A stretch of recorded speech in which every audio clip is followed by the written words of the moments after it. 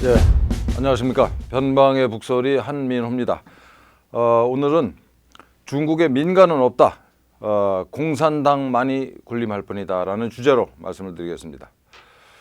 2018년 10월 기사인데요. 저 유명한 그 알리바바의 오너 마윈이 갑자기 은퇴 선언을 하고 알리바바 소유권까지 포기를 했습니다. 그리고 한 말이 자기가 원래 꿈이 있는데 교사로 돌아가겠다 이런 얘기를 했어요. 그런데 실제로 주변에서 이제 관측은 중국 공산당 지도부와의 갈등으로 이게 2018년 10월인데 이때쯤에 과거의 그 장쩌민 중심의 상해방과 시진핑 계열 간에 정말 격렬한 권력 투쟁이 있던 시기입니다. 그래서 살려고 이 알리바바 소유권을 내놨다라는 이 합리적인 평가가 이제 주를 이루었죠. 근데 재밌는 거는 바로 이 지난달 6일 기사인데요. 그 교사로 돌아가겠다던 그 마윈이 교사로 돌아가지를 않고 사실은 이 엔트 그룹이라고 하는 이런 대규모 이 금융 그룹을 이제 일구고 있었어요. 교사로 돌아간 게 아닙니다. 그래서 이 엔트 그룹에서 이제 가지고 있던 이 뭐랄까요? 이게 사업 플랫폼이 알리페이라는 건데 온라인 이제 이 간편 결제 서비스입니다.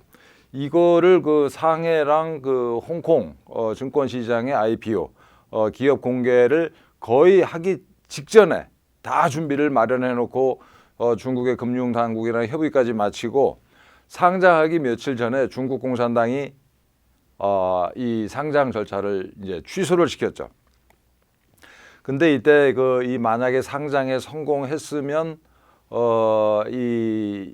저 마윈이 가지고 갈 수 있는 돈이 이게 모금 가능한 금액이 370억 달러, 우리 돈으로 한 약 40조 원에 가까운 엄청난 규모의 그 돈이었다고 그래요. 그래서 이걸 보면서 뭘 느꼈을까? 우리가 이렇게 어떤 측면을 판단을 파악을 해야 될까? 중국에서는 이게 우리 그 자유민주국가에서는 불가능한 일이죠. 이렇게 IPO 준비를 조그만 중소기업도 아니고 거의 40조 원에 가까운 돈을 모금할 걸로 이 국제사회가 인정했던 이런 일이 며칠 전에 이렇게 정부에 의해서 취소된다. 이거는 이 자유민주사회에서는 불가능하고 그야말로 중국 공산당만이 군림하는 중국에서만 가능한 일입니다. 또 재밌는 기사가 이제 2020년 금년 7월 달 기사인데 중국의 30대 부호에 드는 샤오젠화라는 사람이 3년 전에 납치됐는데 아직까지도 행방을 몰라요. 그리고 샤오젠화가 가지고 있던 총 200조 원대의 여러 회사들이 갑자기 중국 공산당으로 넘어갔죠. 이 소유권이. 근데 원래는 이제 샤오젠화도 이게 민간 기업인이 아니었고 과거에 이제 이거 상해방이랄지 이런 중국 공산당 고위층의 대리인 역할을 하던 이제 기업인인 거죠. 그래서 중국 공산당 내에서 이제 주인이 바뀌었는데 우리 이 자유민주국가에서 볼 때는 이게 민간 기업을 이게 중국 공산당이 내지는 중국 정부가 하루아침에 뺏어갔다 이렇게 이제 보이는 거죠, 사실은. 또 재미있는 기사가 또 있습니다. 우리한테도 친숙한 안방보험이라고 우리나라 이제 동양생명을 이 안방보험이 인수했었는데 이 일이 있고 나서는 어떻게 됐는지 모르겠습니다. 이것도 역시 이제 2018년도 일인데 덩샤오핑 외손녀의 그 사위였던 우샤오후이라는 사람이 이제 CEO 이게 오너였던 그 명목상 오너입니다. 물론 그 안방보험을 다 이제 뺏기고 공산당 내 다른 세력에게 뺏기고 징역을 18년형을 받았다. 또 저 유명한 이 H&A 그룹의 회장은 이제 프랑스에서 이게 사진 찍다가 성벽에서 뚝 떨어져가지고 죽었다. 권력 투쟁 과정에서 이렇게 제거당한 거죠. 또 진짜 재미있는 이 사례, 이게 이제 우리 한국 언론에는 이게 왜 보도가 잘 안 되는지 모르겠어요. 이거 예진밍이라고 이 차이나 에너지라고 하는 이 사실상 이게 국유 기업의 이제 CEO 역할을 하던 사람인데 물론 이제 이 당시 2018년입니다. 이것도 역시 과거 상하이방 중심의 이제 공산당 간부들의 대리인 역할을 하던 그 사람인데 이 사람이 1990년대 중반까지는 벌목공인가 어쨌든 듣보잡이었어요. 그런데 20년 만에 정말 이 2018년 당시에는 정말 세계 굴지의 이 부호로서 이제 사실상 중국 정부랑 구분할 수 없을 정도의 이런 이 친밀도를 과시하면서 이 중국 정부의 대리인 역할을 하던 그런 기업인인데, 이 사람도 이게 이제 2018년 12월 5일 기사인데 갑자기 사라져가지고 행방불명이에요. 어디 있는지도 모르고 무슨 일을 졌는지도 모르고 무슨 일이 있었는지도 모르는 거예요. 여러분, 이게 중국입니다. 지금까지 보신 것처럼 이게 한두 이 사례가 아니고 늘 있는 일이에요. 중국에서. 또 우리나라 제주도에 이 중국이 투자해서 신화 역사 공원을 만들었는데, 여기 이제 란딩 카지노라는 게 있습니다. 이 란딩 카지노, 이것도 역시 이제 이건 2019년 4월자 기사인데, 여기 대표 양지혜라는 사람이 중국 공안에 의해서 2018년, 이것도 18년 일이에요. 그러니까 2018년도에 이 중국 공산당 내에서 엄청난 그야말로 정치적 격변이 있었다는 걸 알 수가 있는 거죠. 어쨌든 이때 이제 체포가 됐는데, 체포가 되고 나서 그렇게 장사가 잘 되던 이 란딩 카지노에 손님이 뚝 끊어져서 매달 이게 적자가 났다라는 이제 2019년 4월자 기사입니다. 지금은 이제 손님들이 회복이 됐어요. 여기서 중요하게 우리가 봐야 될 거는 이 카지노 주인이 누굽니까? 중국 공산당입니다. 중국 공산당. 그리고 여기 손님들은 누가 왔을까요? 중국 공산당이 허락하고 보낸 사람들만 왔었어요. 중국 공산당이 돈을 벌도록 허락한 우리가 보기엔 민간인들, 그리고 중국 공산당과 어떤 식으로든 커넥션을 가진 자들이 여기 와서 이제 카지노를 즐겨 돈을 썼던 거죠. 그런데 이제 이 주인이 중국 공산당 내에서 오너가 바뀌자마자 손님이 뚝 끊어지고, 이게 중국이에요. 이게 중국이 비즈니스를 이렇게 합니다, 여러분들. 우리나라에 이제 중국 관광객들이 이게 많이 오는데, 그거 우리나라처럼 이제 뭐 이 여행사가 난립해서 여행사 별로 데려오는 게 아니고, 중국 공산당이 지정한, 사실은 중국 공산당이 직접 운영하는 여행사에서 일괄해서 이 여행객들을 모객하고 운송하고, 여행객들의 이제 한국 내에서 동선까지 다 중국 공산당이 좌우하는 그런 식의 여행인 거죠. 이게 중국 공산당입니다. 여러분들 뭐 너무 잘 기억하고 계시겠습니다만, 이거 역시 이제 2018년 10월자 기사인데, 저 유명한 판빙빙이 행방불명됐어요. 판빙빙. 그리고 나서 이제 한 3, 4개월 있다가 이 대중 앞에 모습을 드러내면서 내가 탈세라는 잘못을 저질렀다라는 반성문을 공개적으로 썼습니다, SNS에. 근데 이 판빙빙 같은 정말 유명한 연예인, 세계적인 연예인이죠. 이 사람뿐만 아니고 정말 세계적인 부자, 지금까지 제가 쭉 말씀드렸던 이런 부자들, 그리고 권력자들, 심지어는 여러분들 2018년도에 인터폴 총재가 중국인이었었어요. 중국의 이제 경찰 총수, 이제 우리로 치면 이제 경찰청 차장 출신의 이거 인터폴 총재가 행방불명됐어요.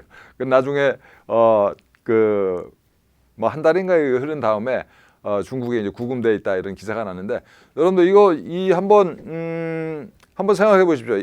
이 판빙빙 같은 이런 유명인, 그리고 인터폴 총재, 또 이제 세계적인 부호들, 이런 사람들이 행방불명이 돼요. 그러면 보통 사람들은 어떻게 했습니까?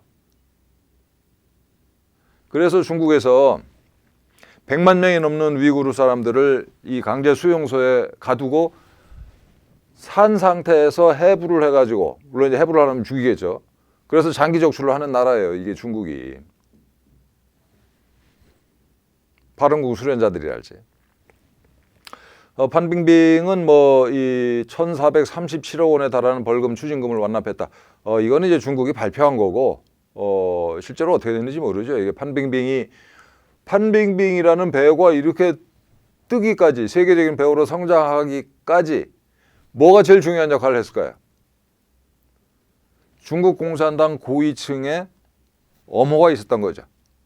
그거 없이 가능했겠습니까? 불가능한 거죠, 이건. 전혀 불가능한 겁니다.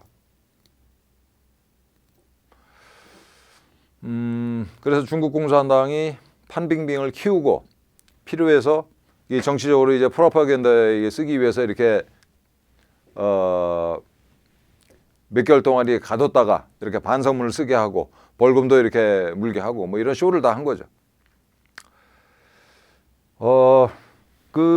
이 중국의 이제 기업이 사실은 그 중국 공산당 소유다라는 걸 가장 극명하게 드러내주는 회사가 바로 이 화웨이죠. 화웨이는 중국 공산당, 그 중에서도 이제 인민해방군 소유의 이제 기업입니다. 이게 화웨이가 얼마나 이 악질적인 기업이냐면은 화웨이 장비에는 항상 이게 백도어, 이게 이 도청하는 칩이 들어가 있다라는 거예요. 그래서 이 화웨이가 말 그대로 전 세계를 상대로 간첩질을 하려다가 이게 덜미를 잡혀서 이제 추방당하고 이제 망해가는 중이죠. 우리 트럼프 형님 덕분입니다. 이것도. 우리나라 전방에 이런 전방 감시 장비에도 이게 화웨이 이게 부품이 들어가가지고 우리 정보가 다 샜다 이런 기사 며칠 전에 나왔잖아요. 이런 애들입니다. 중국 애들이라는 게. 예.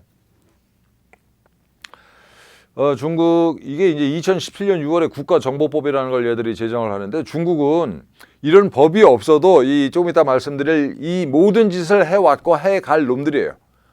그런데 이제 법치국가라는 외양을 갖추기 위해서 마지못해서 이제 이런 법을 만드는데 이 법의 내용이 살벌합니다. 이게 7조 보시면 모든 조직과 공민은 얘들은 시민이나 국민은 없고 공민이에요. 공민은 국가 정보 업무를 지지, 협조, 호응해야 한다. 7조. 14조. 국가 정보 업무 기구는 우리로 치면 국정원이나 경찰은 관련 기관, 조직, 국민에게 모든 국민에게 필요한 지원, 협력, 호응을 제공하도록 요구할 수 있다. 17조. 국가 정보 업무 기구 업무자는 그러니까 경찰이나 국정원 직원은 필요할 경우에 관련 기관, 조직, 개인의 교통수단, 통신수단, 장소와 건축물을 우선적으로 사용하거나 법에 따라 징용할 수 있으며 필요한 경우 관련 업무, 작업장과 설비, 시설을 도청장치 같은 걸 설치할 수 있다.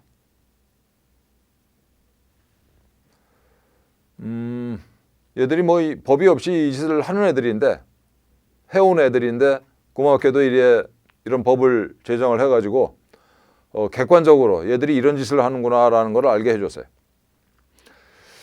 이거는 이제 금년 9월 뭐 한 2개월 전에 기사인데 10년 사이에 1300%나 급증한 중국 스파이들. 한국은 진짜 무풍지대죠. 무풍지대. 미국을 비롯해서 전 세계에서 이 중국 애들이 기본적으로 관민을 불문하고 중국에 사실은 민은 없습니다. 어쨌든 중국인들이 다 간첩질을 하고 있다는 걸 뒤늦게 깨달았어요. 미국을 비롯해서 이제 서방 선진국들이. 그래서 그 중국 애들이 간첩들을 색출을 하고 있는데 우리만 이제 눈을 감고 있죠. 아까 봤던 이 국가정보법 말고 사이버 보안법이라는 걸 얘들이 또 제정을 했습니다. 이 법은 진짜 가관이에요. 화웨이랄지 알리바바, 텐센트 같은 심지어 여러분 알리바바마저도 그 인터넷 서비스 운영자는 공안기관과 국가안전기관의 접속 기술과 암호 해독 등의 기술 지원과 협조를 마땅히 제공해야 한다. 중국의 기업은 전부 다 중국 공산당 간첩질을 안 할 수가 없어요. 그리고 알리바바가 여러분 그렇게 이제 세계적인 기업으로 성장한 이유는 뭐겠습니까? 이게 중국 공산당이 키운 거죠. 그래서 이 세계적인 물류 기업들의 중국 진입을 전부 다 차단하고 중국 시장을 독점적으로 알리바바한테 주면서 알리바바가 이제 물류 기업이지 않습니까? 그러니까 물류 창고가 필요한데 물류 창고가 다 인민해방군 기지 근방에 다 설치를 해줬다는 거예요. 그러니까 중국 공산당 입장에서는 마윈으로부터 알리바바를 뺏는 게 이 소유권을 뺏는 게 아니라 이제 너는 이거 손 떼고 우리가 직접 관리할게 혹은 다른 애한테 관리를 맡길게 뭐 이 정도 의 작업이었다고 하죠. 실체 그게 사실입니다. 그리고 어쨌든 이런 법들이 있기 때문에 이게 중국의 기업들은 물론이고 개개인도 중국 공산당이 시키는 첩보 활동을 거절할 수가 없어요. 거절하면은 우선 사업을 못 하는 거고 돈을 못 버는 거고 그다음에 목숨이 위험한 거죠. 최근에 이 중국 애들은 참 그야말로 군사 기술이랄지 IT 기술 또 뭐 기타 첨단 과학 기술 분야 외에 개인 정보를 무차별적으로 정말 광범위하게 수집을 해 왔습니다. 이 중국 공산당이. 그 수단은 뭐 이 소위 민간 기업으로 포장한 텐센트가 가지고 있는 이 SNS 서비스가 틱톡이라는 거죠. 미국에서는 이제 사용 금지를 해가지고 틱톡 운영권과 DB를 아예 미국 기업에 넘겨라 이런 그 조치를 이제 트럼프 대통령이 며칠 전에 취했습니다만은 어쨌든 이런 것들을 통해서 이게 얘네들이 손을 댄 모든 장비랄지 소프트웨어 등등을 통해서 개인 정보를 무차별적으로 합법 또는 불법적으로 이제 수집을 했는데 예를 들면 그 중국의 인민해방군이 이제 미국의 개인 신용정보업체 에큐팩스를 해킹해서 미국인 절반에 해당하는 1억 5천만 명의 개인정보를 훔쳤다는 거 아니에요. 그리고 뭐 미국 정부의 인사관리처를 해킹해가지고 미국 공무원들 신상 정보를 2,100만 명 거를 빼내갔다. 공무원들 거를. 뭐 이게 한두 가지가 아닙니다. 게다가 또 건강보험기업 앤썸 그 서버를 해킹을 해가지고 7,800만 명분의 건강정보가 포함된 개인정보를 다 훔쳐갔어요. 그리고 아까 말씀드린 것처럼 틱톡이랄지 이런 아이들이 갖고 노는 이런 SNS를 통해서 그야말로 온갖 정보를 다 가져갔습니다. 그럼 이 정보를 어떻게 쓰냐? 도대체 이 뭐 우리가 보기엔 쓰레기들인데 정보의 쓰레기 아니에요. 이 중에서 잘 이 정보를 가려내 가지고 예컨대 이제 공무원인데 빚을 많이 지고 있는 사람이랄지 또 이 공무원인데 이 사생활이 좀 문제가 있는 사람들이랄지 이런 사람들은 이제 선별을 하는 거예요. 그래가지고 그 사람들한테 협박을 하거나 공개되지 않았지만 온라인을 통해서 이게 이 중국 공산당만이 가지고 있는 정보를 이용해서 그 사람을 협박을 하거나 혹은 돈으로 매수를 하거나 해서 간첩으로 만들 수가 있죠. 지금 이거 미국에서 이렇게 했는데 여러분들 한국에서는 어떻게 했겠습니까?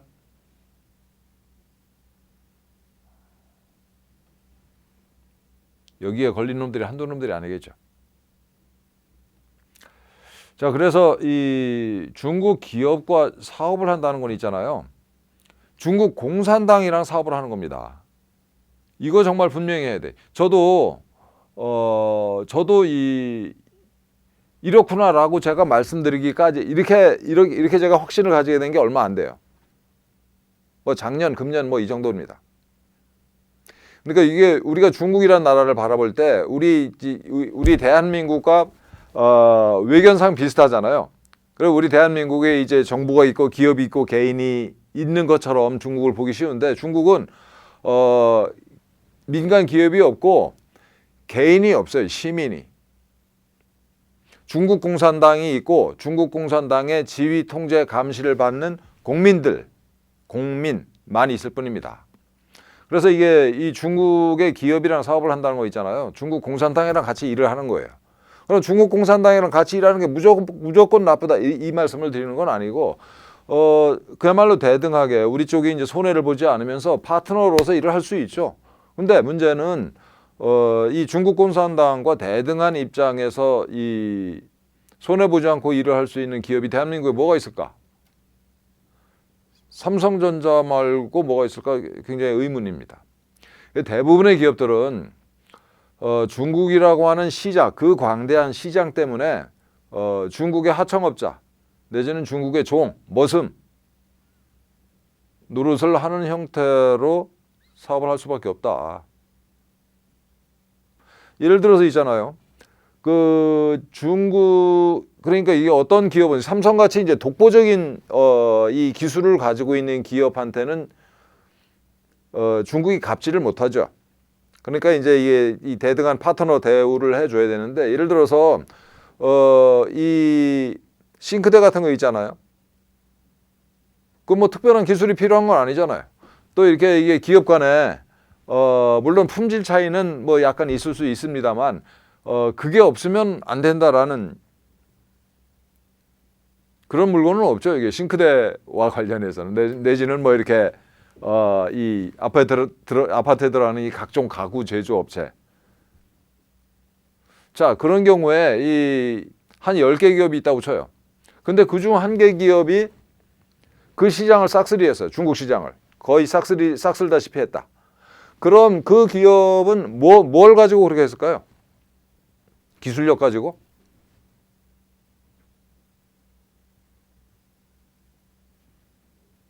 중국 공산당이랑 말 그대로 사업을 한 거죠.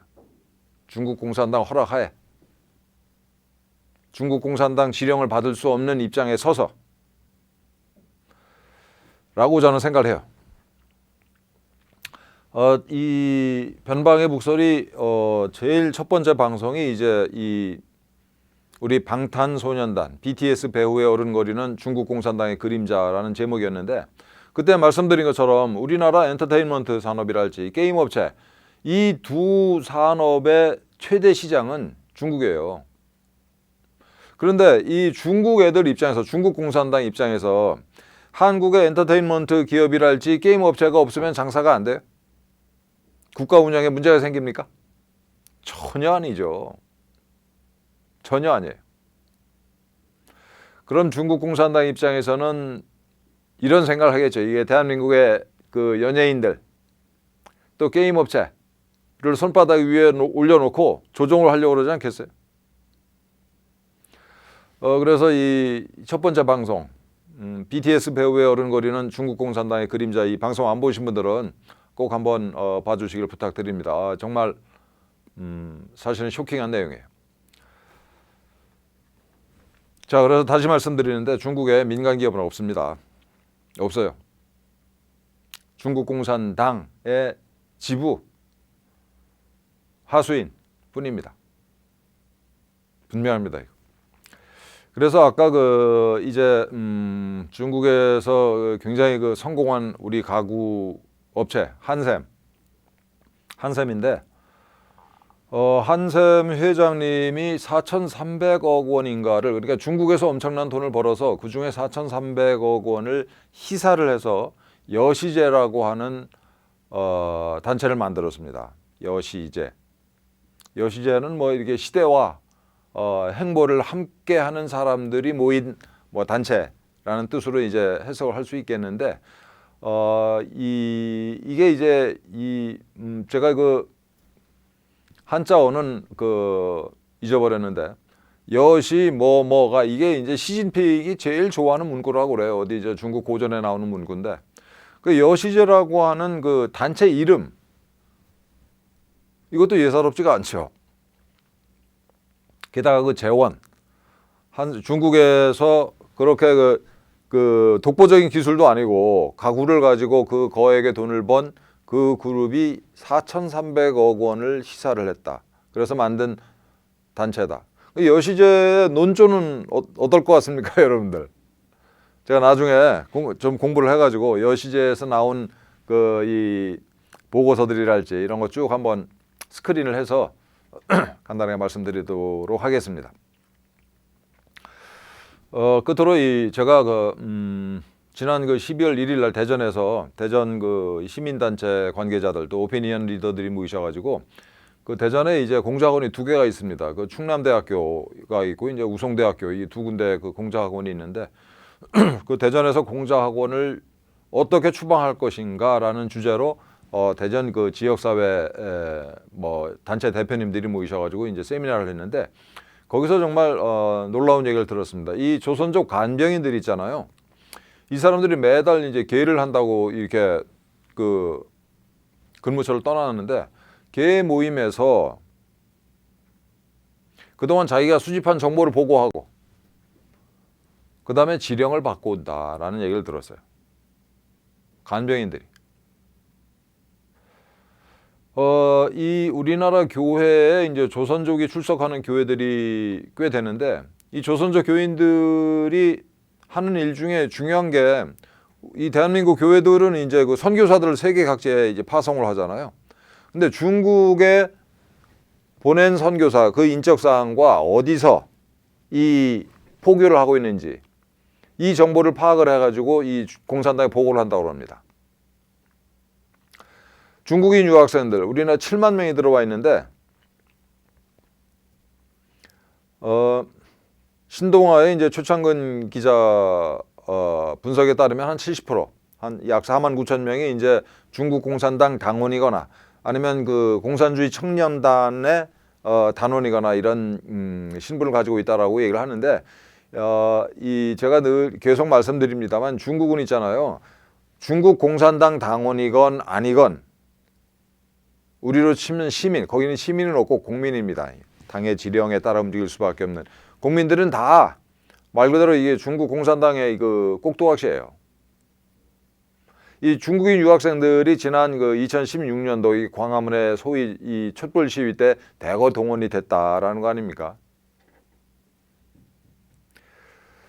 지금까지 이제 제가 말씀드린 거는 중국 공산당이 이게 대한민국에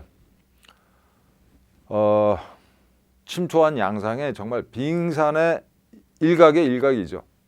얼마나 광범위하게 철저하게 이게 침투해 있는지 종잡을 수 없을 정도입니다. 그렇지만 틈나는 대로 공부한 것들을 여러분과 함께 공유하도록 하겠습니다. 미국 한번 보세요. 바이든 부통령을 삶았잖아요. 그리고 다이앤 파인스타인이라고 하는 그 민주당 출신의 그 중진 아주 영향력 있는 그 상원 의원, 상원 정보위원장까지 여기만 그 사람 가족도 삶았습니다. 중국 공산당이. 중국 공산당 뇌물을 받아 먹은 애들이 미국의 이게 부통령, 상원 의원 비롯해서 저 지방의 이 지방 공무원들까지 또 정치, 경제, 뭐 군사, 사회, 문화, 언론 전방위적으로 중국 공산당에 포섭되지 않은 자들이 아는 분야가 거의 없을 정도입니다. 그러니까 우리나라에서도 빨리 이런 것들을 찾아서 청소를 해야 되는데 마침 이 미국에서 이제 트럼프 대통령이 그 친중 글로벌리스트 저 소위 딥스테이트들과 싸움에서 승기를 잡았습니다.